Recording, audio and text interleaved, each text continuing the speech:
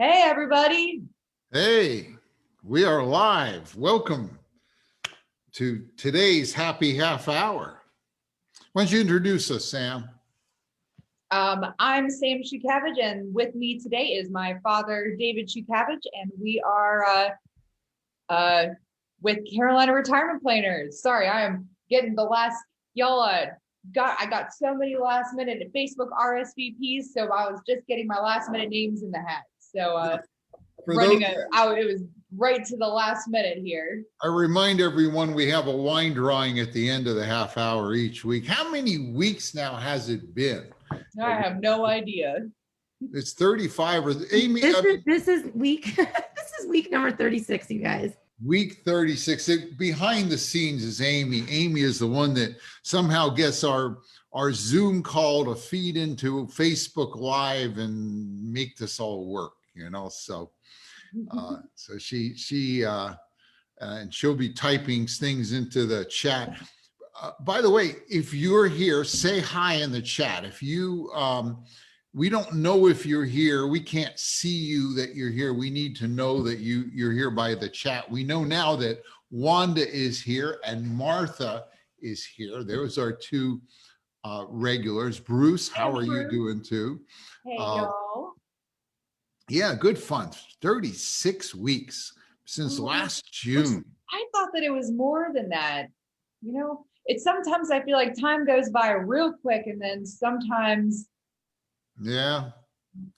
And we have an interesting topic today. Well, let's mention the topic, but I want to chat about a couple more things. What are we talking about today? Oh man, today is really exciting. Well, obviously, especially for me.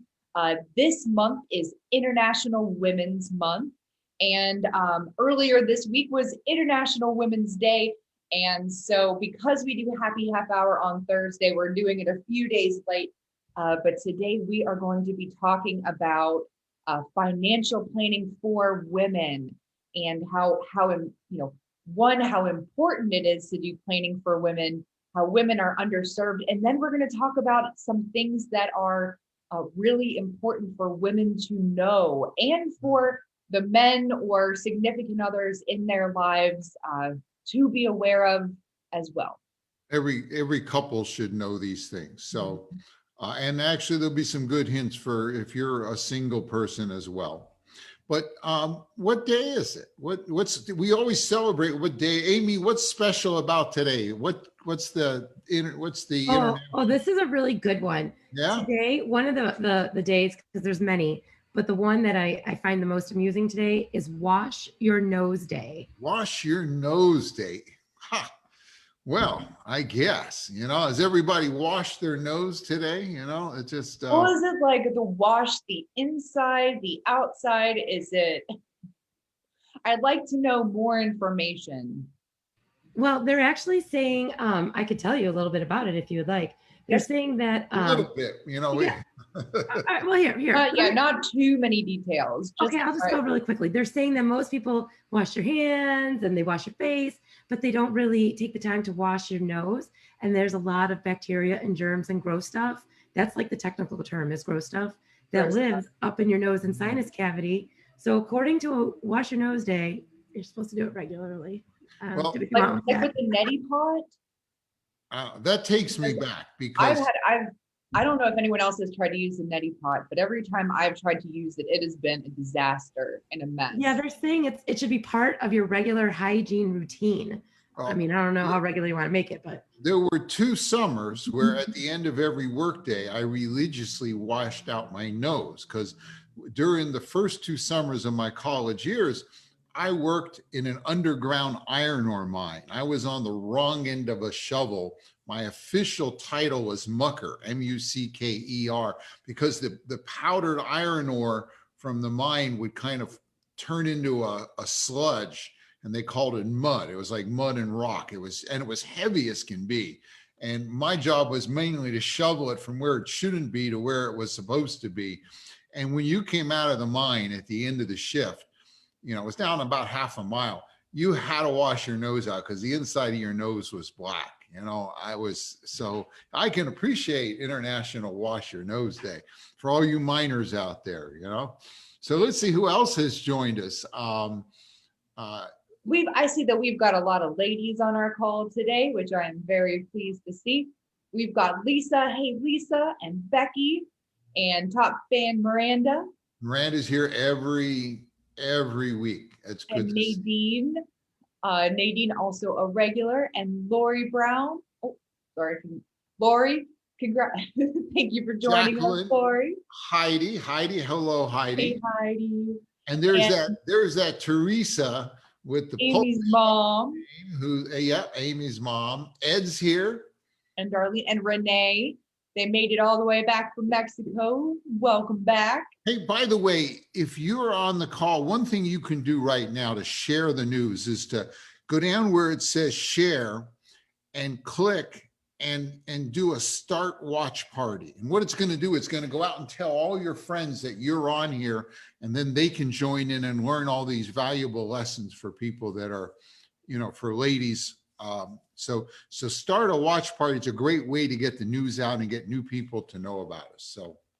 Mhm. Oop. And hello to Tallulah. So Hey, glad to see Tallulah. Tallulah on with us today, and Carol. Can I make one little comment? If they also would give a little like, love, hug, or wow to our video as well as commenting, that helps. Facebook loves that as well. So that helps us out. We got to keep Facebook happy, you know, because they actually promote us more if you know, let more people know. If more people love us, hug us, you know, tell ahead of time. If you come on and tell them next week you're going to attend, you register, say I'm interested, and that all helps. Got to play the 20th century. We got to play the social network. All right. What are you So drinking today, Sam? I forgot to all ask. right, well, I'm less interested in that. Lisa, is tomorrow the Girl Scouts birthday? Because that's pretty cool to be happening as well during International Women's Month. I Yeah. like that as well. And I also see that, I'm so sorry if I've missed anybody, but I see that Jamie's on and that Carter has joined us, and she's let Jay join her as well. Okay. But Dad, I'm looking at the clock, and I really want to make sure that we have an opportunity to cover everything, because I know, just like all of our women's events, that we always try to pack a whole lot of stuff into a short amount of time. Yeah. So So I think we should go ahead and get started. And I do want to kind of just whoop. Go ahead. Sorry, you just threw off my view. I just want to point out a few quick facts, or a few quick cool things about women and women in finances. So ladies, we've kind of become this economic powerhouse in the last, 30, 40 years. And we are in charge of our money like we never were before. If you think back to between 1975 and today, back in 1975, if you count up how many women-owned businesses there were in the United States, there were 400,000. Today, there are over 10 million women-owned businesses, and these businesses have a combined revenue of $1.4 trillion, and they employ over 9 million people. Women over 50 have a combined net worth of $14 trillion. Women now are the primary breadwinner of 40% of families. And women are graduating from college at a faster rate than men in both undergraduate and graduate schools. And there's more women in Congress than ever before. So it's really cool, ladies. We have, come a long way. And me as the younger generation, I really just want to take a second to really thank you all for everything you've done to pave the way for all the opportunities that I've had. And I'm sure you feel the same way about the people who, paved the way for you. So I'll let you start your PowerPoint now, and because those are all the good things, but now we also have a lot of challenges that we do still have to face, and a lot of things that we have to plan for. Okay, good. Well, I want to just say something a little sort of personal here. You know, this is the 20th year that I moved out of the engineering management consulting world and into helping people with their retirement. And I've always prided myself in doing retirement plans for families and setting up, will they have enough money to last? How do we track it? How do we invest it? All this stuff. And a couple of years ago, Sam and I began to do webinars for we did some classes. We weren't doing webinars then. No, we did classes at UNCW, workshops at UNCW. We did some dinner workshops for women only. And it really helped me see something that was always in front of me, but the realization hadn't come across. And let's talk about it let me kind of just explain it in other terms. If you look at the statistics, 80% of men, they die married. And 80% of women die single. And so when we're doing a plan for a family, the husband will never know if that plan works. He's going to be dead. The planning is really for the woman, the wife, because they're the ones that are going to be carried on. And as we'll see in a minute, there's a whole lot of stumbling blocks to income and other things and we haven't even gotten into taxes here that can hurt. What's the saying we have, Sam, in the industry for widows? Widows have half the income and twice the taxes. So I began to realize when we started doing this planning is great, but I need to realize that I'm really doing it for the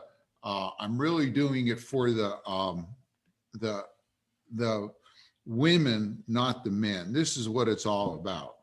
Mm-hmm. So let's go look at some of the things you need to be paying attention to, you need to do right, that may or may not get done right. Absolutely. One of those is the pension. Now, if you or your husband, and we're particularly focusing on, well, either one of you, because it applies to both, if you work and still have the option to get a pension, one day they're going to give you a bunch of papers. They're going to give you a bunch of papers with some options, and they can be very difficult to understand. And I've reviewed a bunch of these papers, and sometimes I think that they're purposely dense. Do you feel that way? Yeah, it is like, I don't know if they're but maybe not purposefully dense, but they are. Work in the pension department are not necessarily good at explaining things. No, not at all. And one of the things is they're going to give you 3 options, or 5. Or 5, but let's just break it down to 3. Yeah, sometimes it's 5 options. Sometimes there's a myriad of options. But one of the options is what's called, they're talking about, what is the survivorship? What's the survivorship? And in one case, it may be 100%.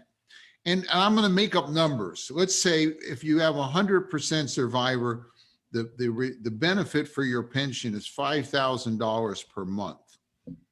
And let's say the person who has the pension dies.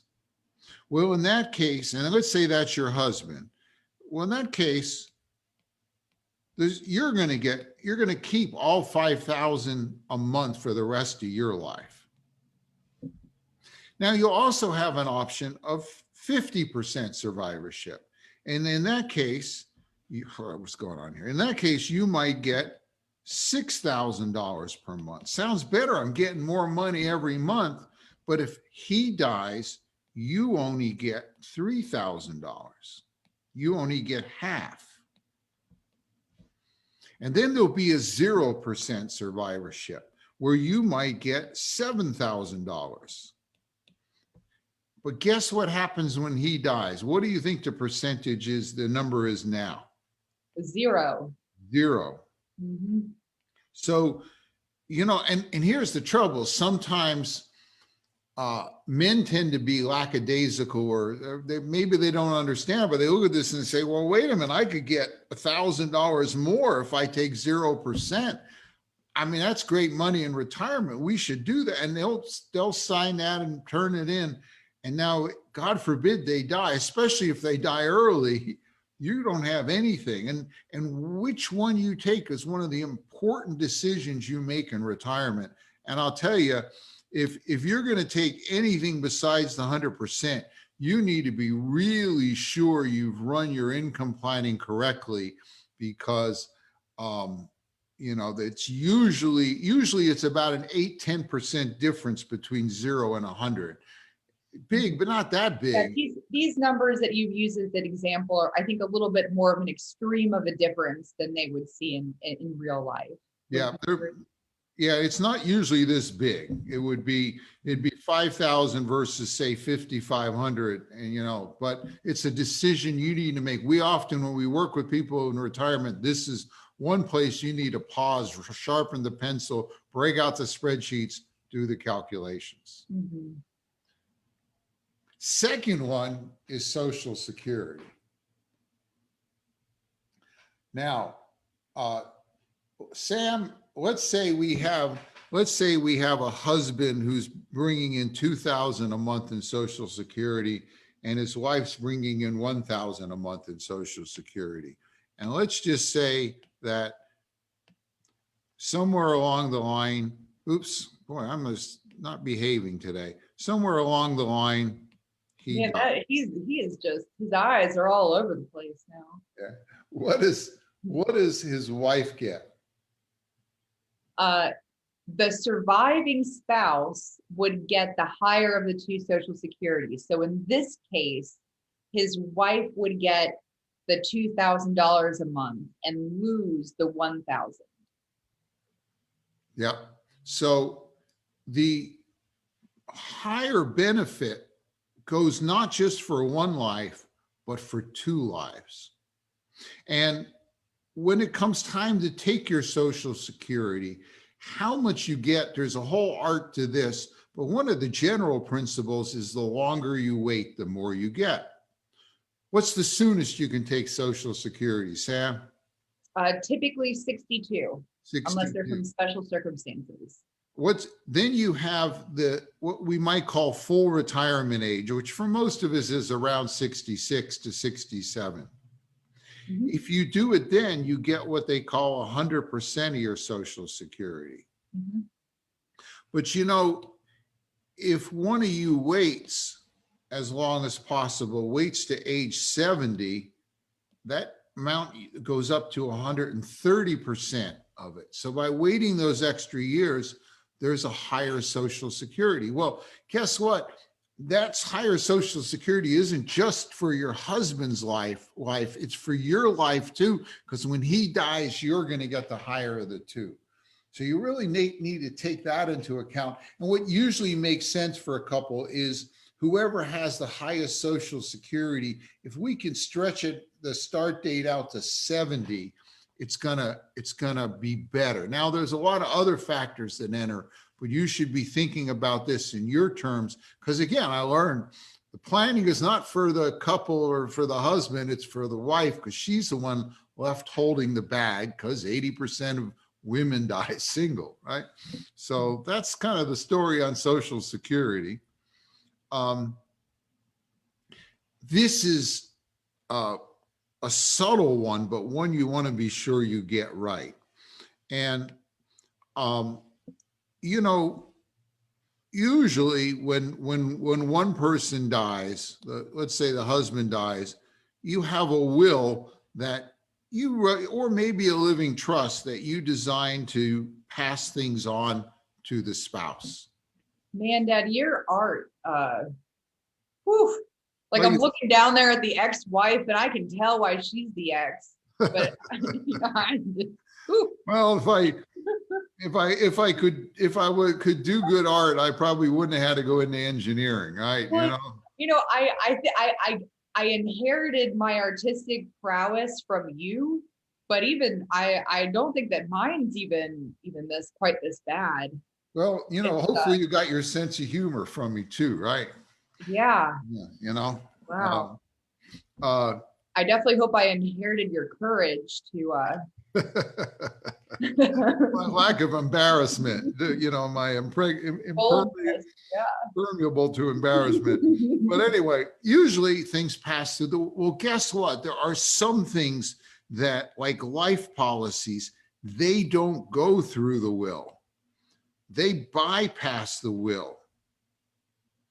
And what often happens is somebody, say your husband was married before. For a few years, he was married to somebody else, and he took out a life policy and he put them on as the beneficiary. And they got divorced, and 20, 25 years later, he's been married to you for 20, 25 years, and he dies. Well, guess what? That life policy will go to whoever's in that beneficiary designation.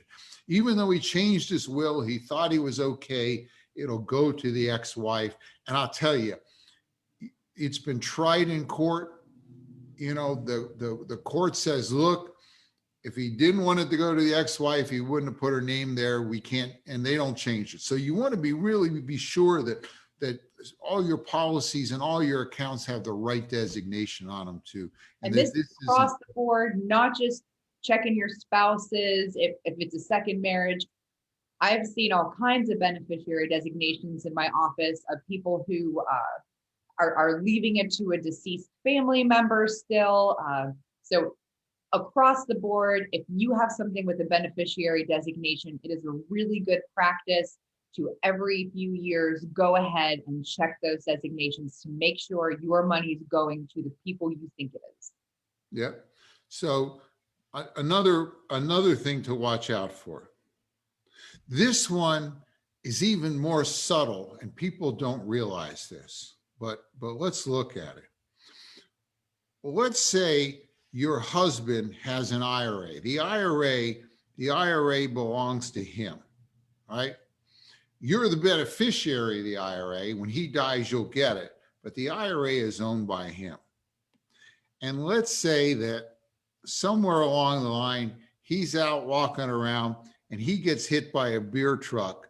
He isn't killed, but he's kind of in a coma or, no longer can make financial decisions for himself.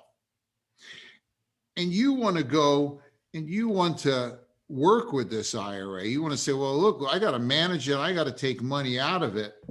Well, guess what? If you don't have his power of attorney, you don't automatically get to work with that IRA, which belongs to him.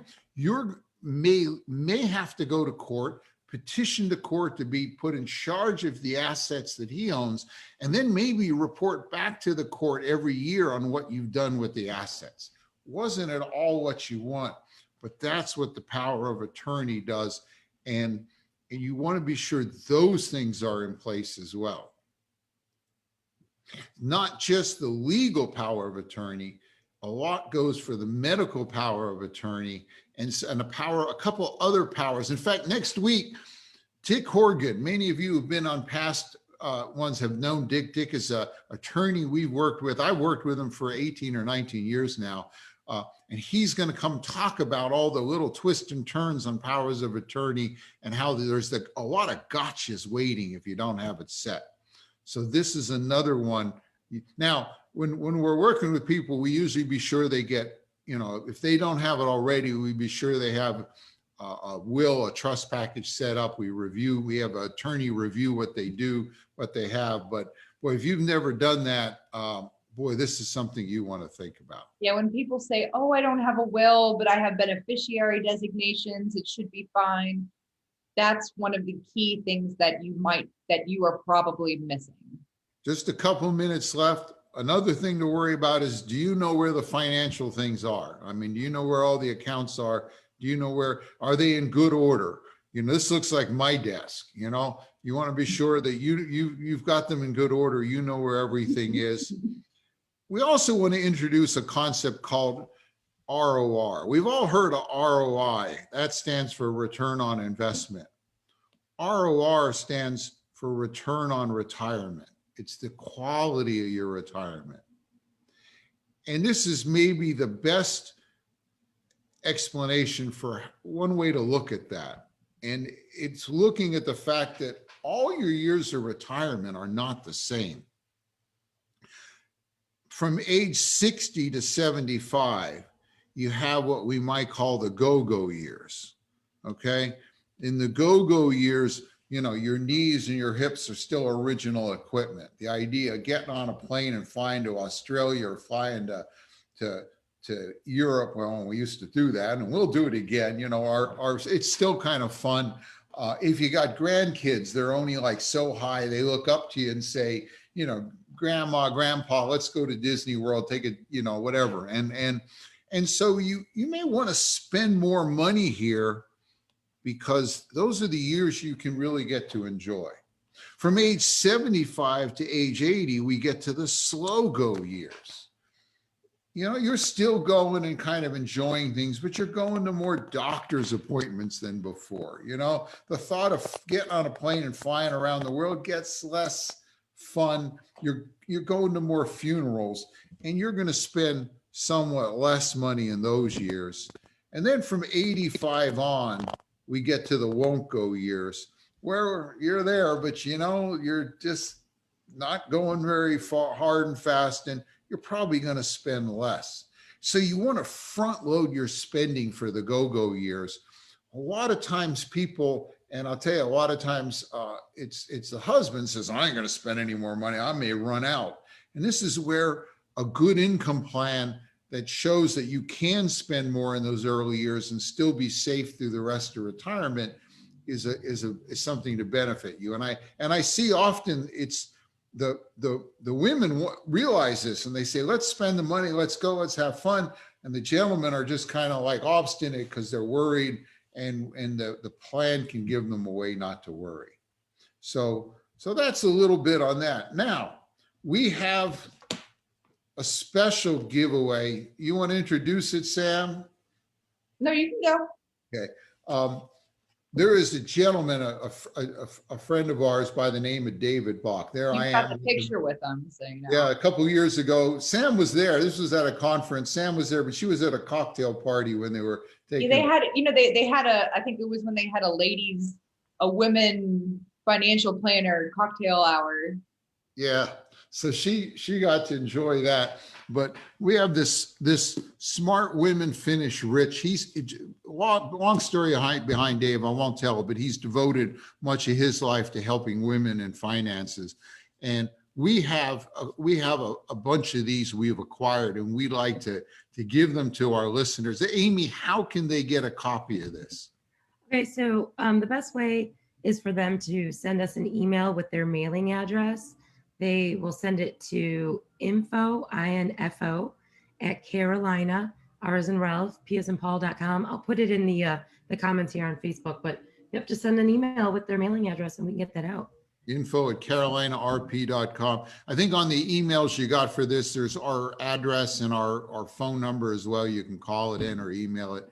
And you know, we always love it when people recommend us to other folks, that they're friends and family, you know, friends helping friends. And if you know somebody who may, you know, a lady who might benefit from this, send us their contact information and we'll get them a copy of this as well. So, and so that's a special giveaway for this week, you know, a really good one. And David is a great guy, and a fun guy. So, and also, by the way, if you want to, if you're new to this, new to the webinar, or not met with us, you can email that, send that email, or go to our website, Carolina Retirement Planners. Go to Start Here, and you can book a 15-minute phone call. We can just chat for 15 minutes about your situation. And is there something we can do to help you? So it's an easy way to start, is the 15-minute phone call. By the way, our website has been recently revamped. Amy's been working away at it. So go to carolinaretirementplanners.com, and tell you what, as a friend, as a favor, let me know what you think. There's some videos we've done on there, and I'd like to know, do they seem good as a website, seem useful, informative? You can also get at all the happy half hours there. If you go to events, you can look at all 35 and go see them one by one. And you can go to rogo.com, the website we put up for education. So, okay, well, we're at 5 o'clock. There's one Hey, last Dad, thing. we have something that really important that we were supposed to do at the beginning, and Amy and I have been kicking ourselves behind the scenes for not doing it right at the start. Okay. Speaking of the stages of retirement and retirement, Oh, yeah. one of, do you want to do it? Do you want to tell everybody? You do it. You do it. I've talked enough. One of well, we love all of our staff members. One of our long-term loved staff members is retiring. She is camera shy, so we were not able to drag her on our happy half hour today. But Susan in our office, the wonderful warm voice that you hear on the phone, and for those of you who are clients or who have been greeted by her in her office, the woman, the lovely woman who came in and made you feel at home whenever you came in. She is going to go and live her best retired life with her wonderful husband, and I think she is right now our second oldest employee. She's the second oldest employee, and that's just because the employee that's been with us second longest. I don't want to say she's the second. Not oldest, the second, the employee that we've had the second longest. Misspeaking as well, and that's only just because Brenda has been with you just as long as pretty much as long as been with me. Yeah, as long as it'd be hard to beat how long Brenda's been with you. It would be hard to beat, yeah. So, but we just want to give a shout out to Susan for all of the great work that she's done for us as part of the Carolina Retirement Planners family, and thank you so much for everything that she's done. But we wanted to let you guys know, because I know that many of you have been touched by her as well. So okay. And I'm sorry to see her go, I'll tell you. I know, and it's so sorry that it's with everything happening in COVID, we haven't had you can't just go swing by and see her. So we haven't had a wild, crazy party like we should, but I know I know it's very disappointing in that case. But she's I'm rambling on now. Wine drawing enough. Just go. You're going to bring us to tears here. I know. Okay, so I have our wine drawing for this week, and for those of you who are not already aware of how to enter, the easiest way to enter is for our upcoming Facebook event. Click RSVP that you are attending, and that will get you an automatic entry into our jar. Throughout the week, we send a few different kind of email blasts to let you know that what our upcoming topic is. If you respond to those emails, letting us know a future topic that you'd like to see covered, having a question about the topic that we're going to be talking about, or just letting us know you want to be entered into the wine drawing, we will let you in as well. Or if you forward this email to a friend or forward the event on to a friend and let us know, we'll enter you in twice. And I do have red and pink, and that is just because I ran out of pink and got into red. So there's no differentiation between the colors. And I'm not looking, so I felt weird going into it. Okay, so our winner this week of 2 bottles of wine delivered directly to your door from Fermental Bottle Shop, located in Ogden, is, and I know they're on the call because they said hello, is Carter and Jay.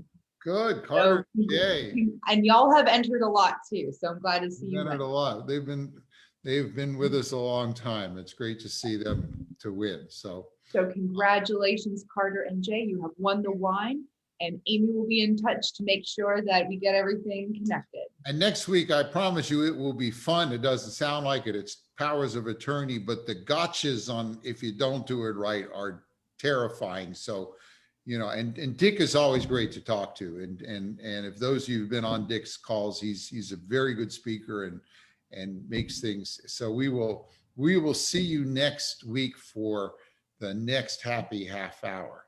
So with that, I guess we can say cheers, everybody. Cheers. Cheers.